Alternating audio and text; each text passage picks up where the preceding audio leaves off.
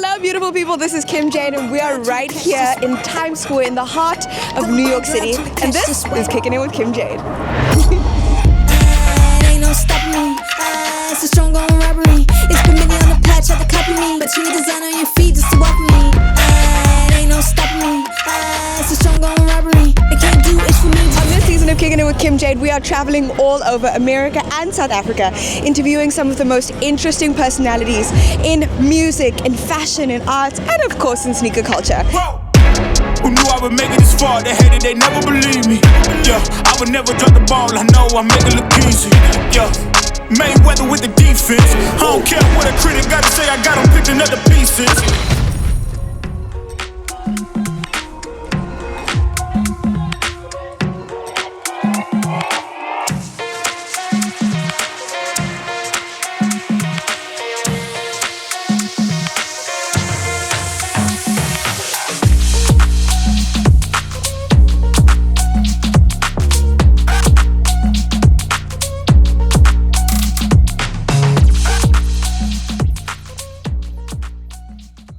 Hello, beautiful people. Welcome to Kickin' with Kim Jayde. We are back in Mzansi, in Johannesburg. And I'm sitting here with the incredible Courtnae Paul. Ish, girl, when I get to read your accolades, it's just such a big flex. 5-time SA champ, 2-time African champ, pro breaker, athlete, entrepreneur, DJ. It's nice to meet you.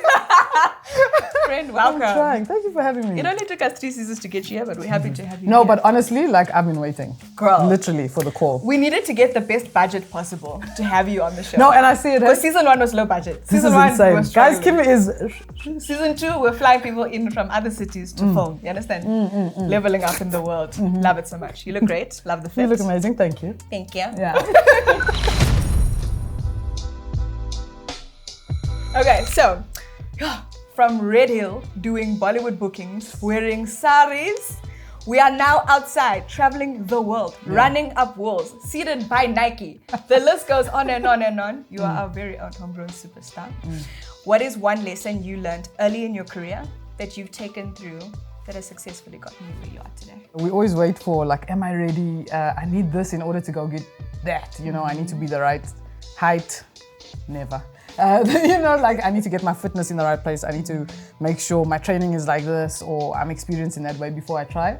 No, I think just go for it. Like action is always going to beat inaction. And that's been my secret. And that's applicable, I think, in every career, right? Like, so photographers or content creators or recording artists or DJs or producers, it's like we're actually never perfect. Yeah. And when we're faced with social media flooding us every day, all we see is perfection. It's like, fuck, I can't start yet because I'm not there yet. Yeah. I'm not. It's actually like, yeah, like bite the bullet when and you go. think of the content space and how it's grown, like Instagram used to be your personal little cell phone, you know, gallery. Now it's like, okay, people have productions. There's it's an 1, 2, income. 3, 4 guys. It's an operation. However, that doesn't mean you with the phone can't start today. Exactly. And I think when we constantly fed perfectionism, which doesn't actually, it's never going to be perfect. It's not attainable. You actually just have to start. And I think the price of success is embarrassment or fear. So the moment you run through that stuff, you're like, oh, what was the big deal? That's You so know? true. And I also think people that are doing better than you will never shit on someone that's actually trying. Do you know what I'm saying? Yeah. The people that are haters and that shit on you and that comment negatively and what it's like, bro, you guys are doing nothing. Yeah. That's literally Exactly. it on This social is like media. the big All the conundrum haters, of life. they're the ones doing nothing that have the biggest mouths. And they exist around the world. We seem to think that maybe Yeah, like it's just in your trolls. small pocket, like, Yeah, oh my gosh, people hate on me. No, they exist all in different languages, different shapes and colors, they exist. And it's because everybody has a role. And you pick your role every day based on the actions and choices you make. And if you wake up and you decide, okay, I'm not gonna act, I'm actually just gonna go online and on the people who are actually trying. Exactly. Then unfortunately that's the group you fall part of, so. Bruh. No, 100%. I mean, my stepdad was always told me, it's like, not everybody can be a leader. We actually need followers because not everybody can be there at the top. Yeah. The altitude is That's too high. insane.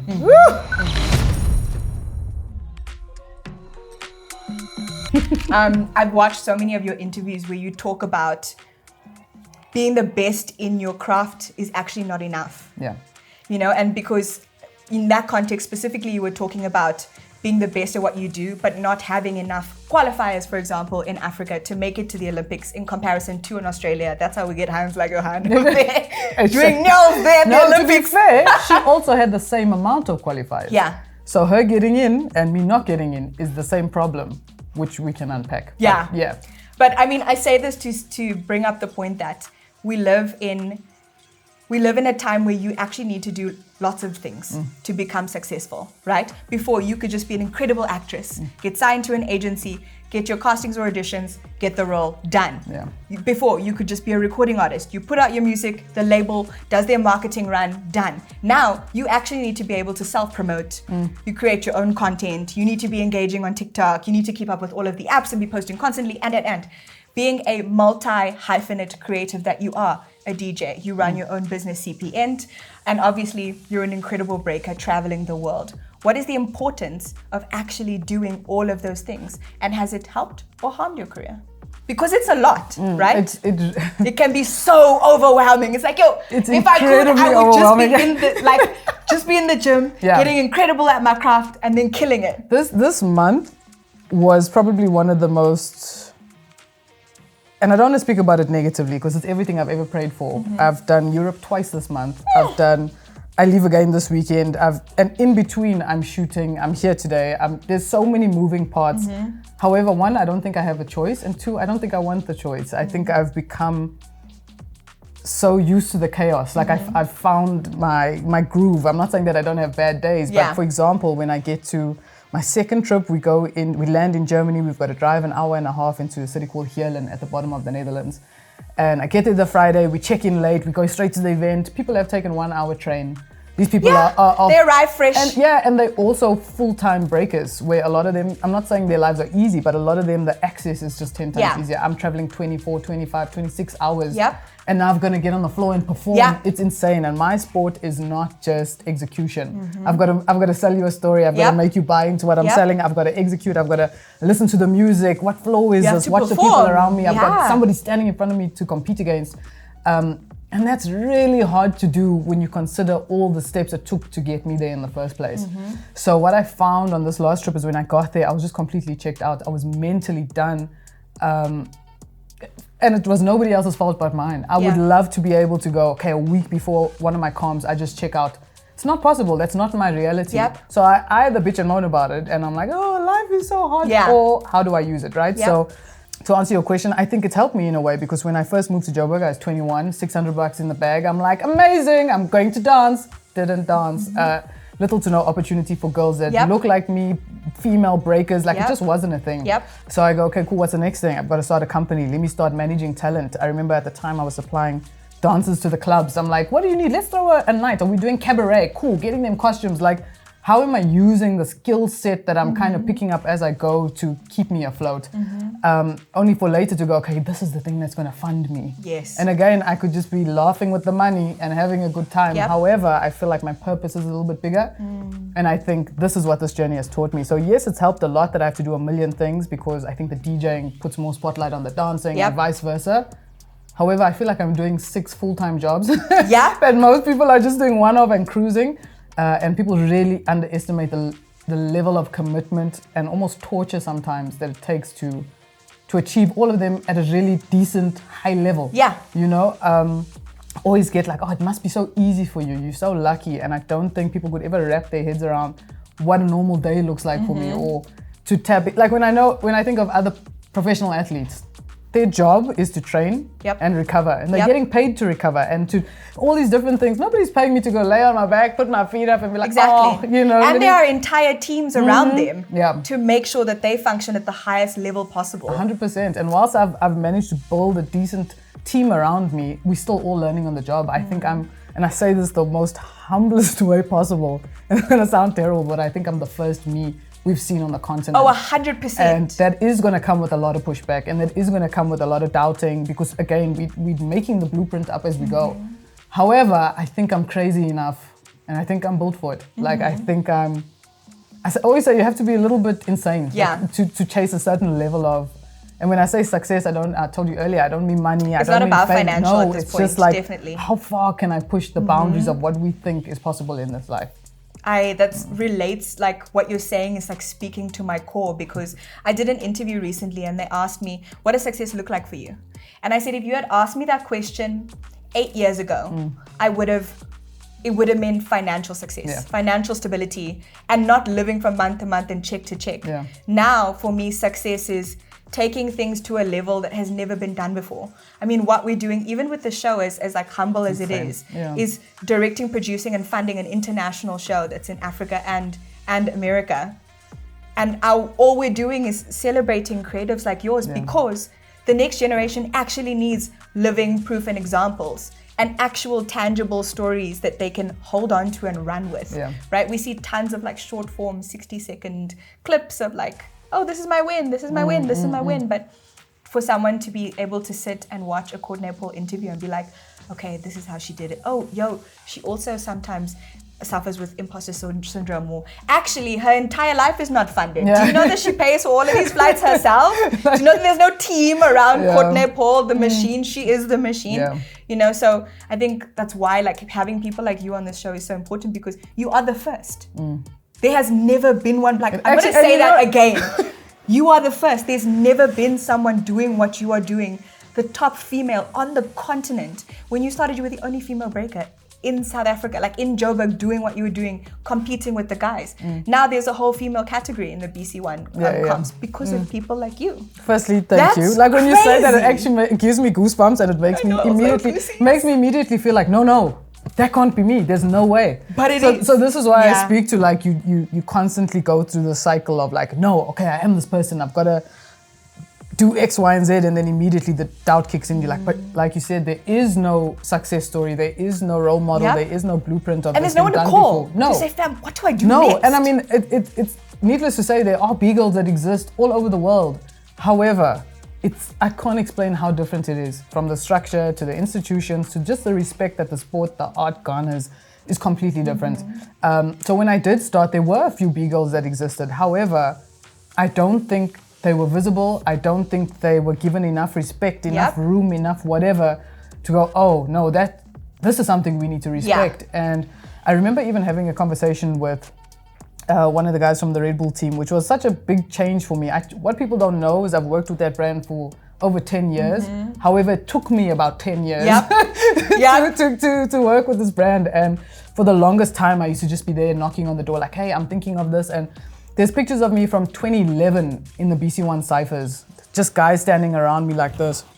And I'm on the floor in my DC shoe, looking ridiculous, but I'm just like, I'm trying this thing. And one of the guys said to me, like, I'm so sorry for all the years that, you know, we saw you, but I was never listening to you. And it validated all the years of effort, because I was always like, did you not, like, I'm trying it.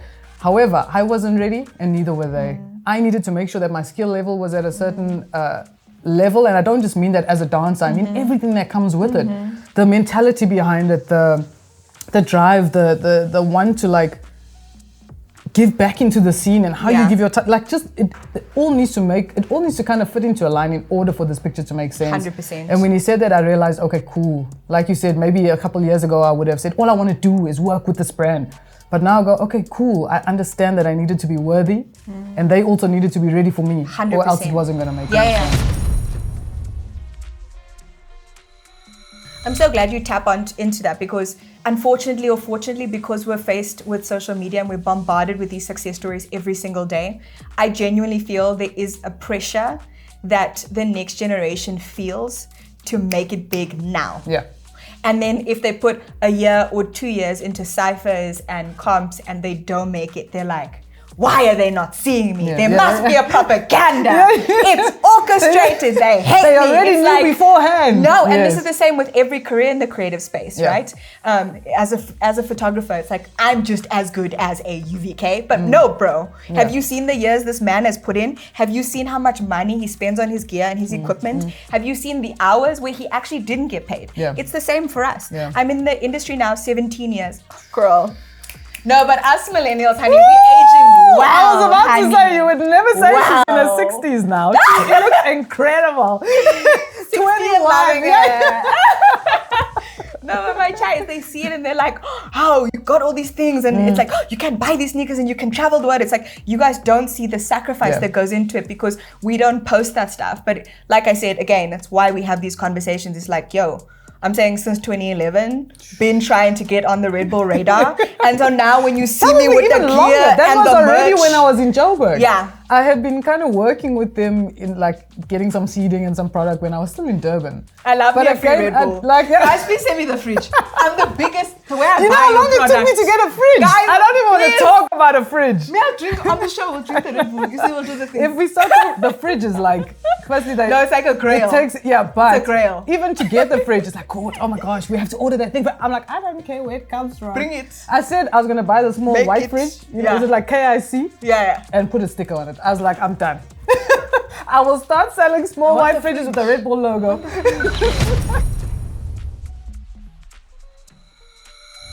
Anyway, so you've been trying. But also on that note, this is why platforms like this are so important. And I have to give you your flowers, Kimmy. Like, I know where it started now. I was just trying to remember where we first met, which was crazy on the set of, I don't even know what. Yeah. But it was a woman's month. You know they love a woman's month campaign. Wait, let me tell you the story. I see Courtnae. I said, hey, what's up? We took some pics, did some content. Yeah. And everyone on set, all the straight hands, were dying for Courtnae. Like, she's so fucking hot.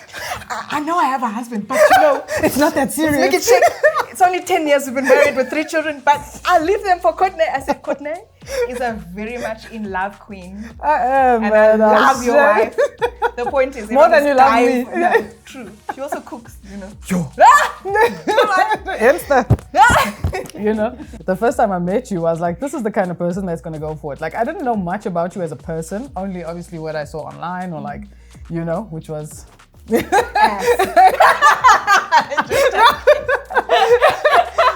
know what I mean? It's like you come into this industry and you learn about all these big personalities. And obviously you coming off MTV, you were one of them, right? And when I met you, I realized, oh, damn, okay. Like, you pull me outside, we have to shoot this, we have to... Oh yeah, I You came knew- with my own photographer. like casual. And she knew exactly what she wanted, how she wanted it, and why she, like, and for me that speaks to like vision. And I don't mean it in a way like, oh, you knew just what you wanted it to look like. You have a clear understanding of what you want for your life and that you actually have to activate certain things along the way to get there. It's not just a big jump. So a platform like this, and I've been trying to get on here for the last 3 seasons at this point, it's important. Thank you for spending your time. Thank you for spending your money. We appreciate it. I'm sure they do too. And yeah, that's why like telling our stories is so important because I don't see a lot of these platforms that exist. So for you to share your light, it means the world. Really, it does. So this was the first drop. And he's the first South African rapper to get an official collab with a sneaker brand that's international. And you can see the difference because this one has the Union Jack. And then this one, they put the South African flag. I don't think I've actually seen it. Yeah. So they're almost identical, but it's the flag that's the difference. And then obviously this was in black. And then here they put his signature. But the way they did the drop was so hard. How did it work? It came in this box. So this is the 2.0. And then it came in this box and you open it and it's the standard box. Yeah. But what's so cool is that it came all of these things. Oh my God. So all of these like Polaroids. Oh, this is so... Polies of Keenan. Let's see. When he actually went to Reebok head office. Isn't that so cool? I love it. I think that was such a special touch for the brand. So there are boxes like this that I'll never get rid of. Like this is by far one of my most valued. This is so iconic, like ridiculous. This is super But special. also the fact that we don't have more of this is... It's heartbreaking. Okay. A common thread in this season is every single individual talking about the importance of their community, whether it's to give it back or it's to unite people or it's to empower people. And something you've been so intentional in doing from very early on was identify that dancers in our industry do not get the respect. They're not given, oh, what's your rider? They're not, okay, cool, what's the wardrobe happening? Do they have a place to change? Like, do they have glam? Like, you know what I'm saying? And you've been so intentional. Every time I've met you, I've even worked with you for the launch of a store. It's like, what are we doing for our dancers? Are they getting paid as they should be? And that's something you've done with CP Entertainment. Talk to me about the importance of community to you and obviously that goes into your legacy and into your real purpose on this earth. But why? So I think obviously for me, I always say that as much as this is my job and my career, it's very personal. It's very hard for me to like remove this from who I am, and people always go, no, who are you? And I'm like, oh, I'm a DJ, I'm a B-girl, and they're like, no, who are you? And I'm like, oh my gosh, that's who I am. I love it so much. It's a massive part of my life. So when I think of how I came up in Durban, first professional gig at 15 or 16, yes, sorry, probably got paid, I think, 2,500 for 10 shows. It's crazy. And 3 weeks of rehearsal.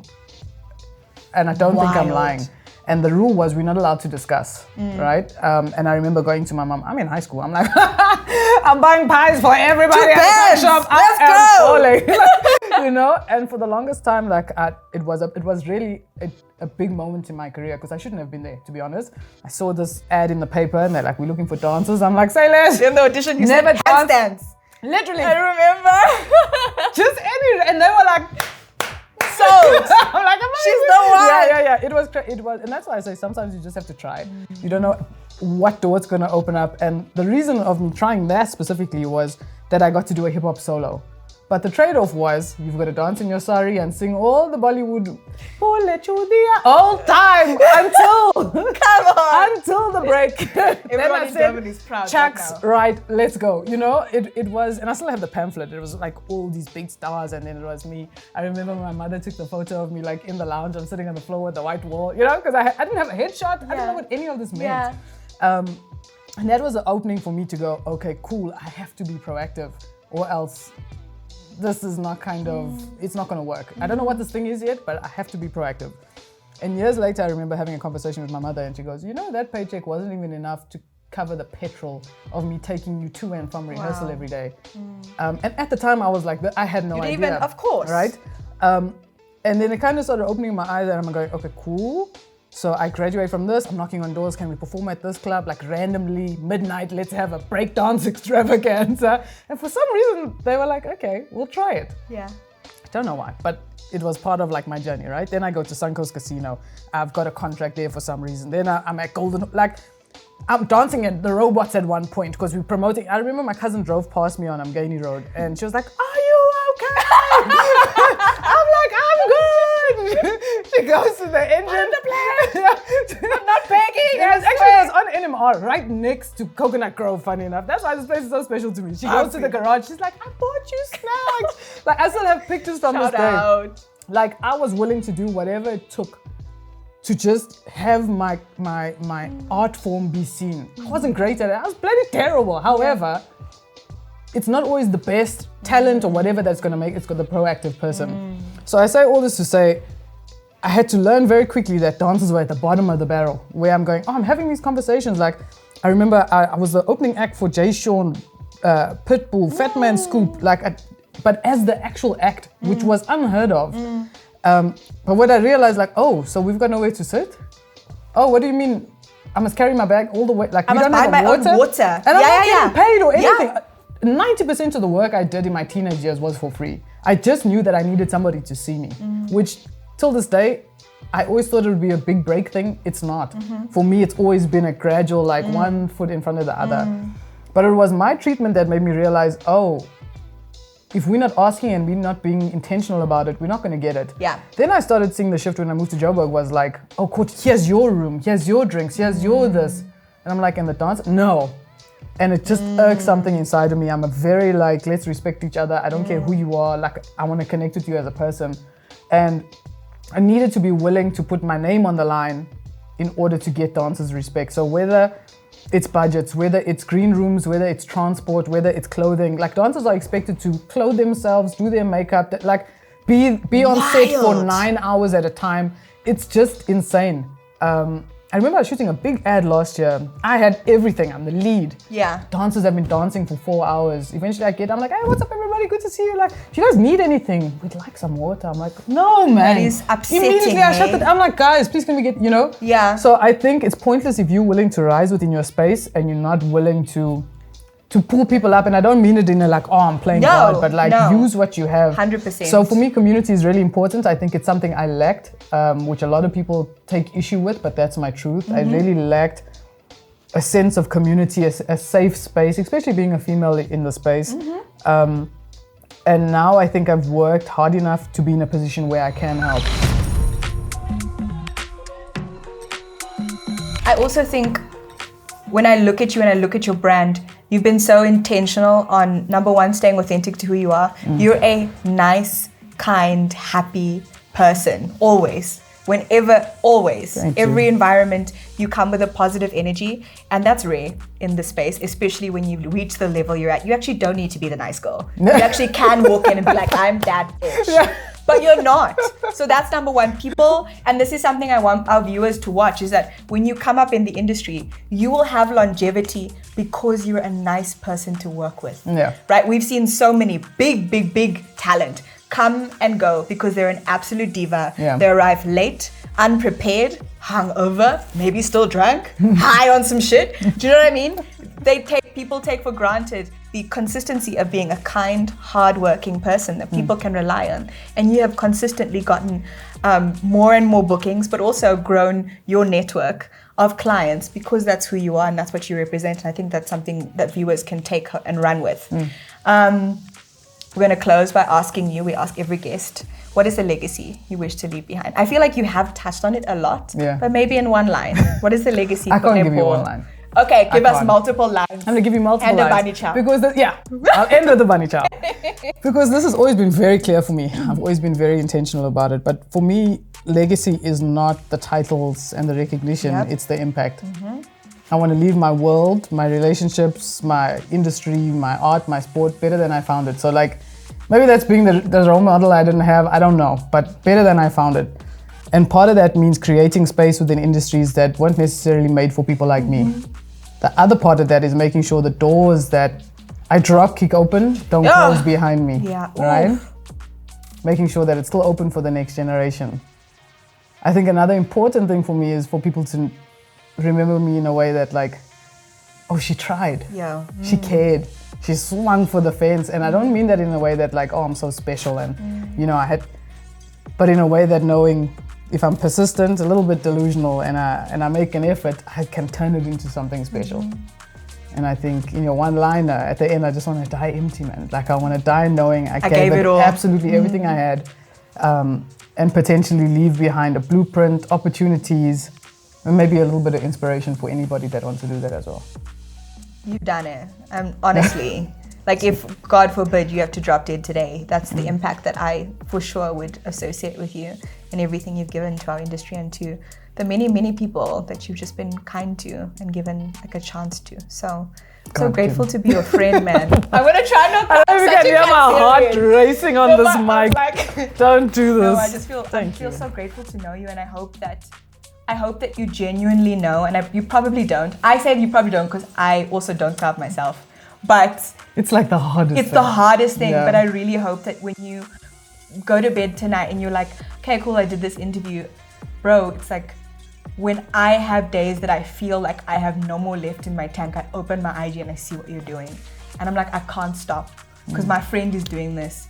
It's like, it energizes me to continue going because to be a colored woman, just there, end of sentence. To be a colored woman that actually doesn't have major sponsors and brands throwing money and investors constantly, and it's like we're doing it ourselves, but we're doing it ourselves so the next generation of women and young creatives and young dreamers that are delusional enough, they know it can be done because we did it. So just thank you for being you. I adore you. Love you. Like, fucking hell. That's the wrap. Now we go with Bunny Chow. Bunny Chow. Bunny Chow.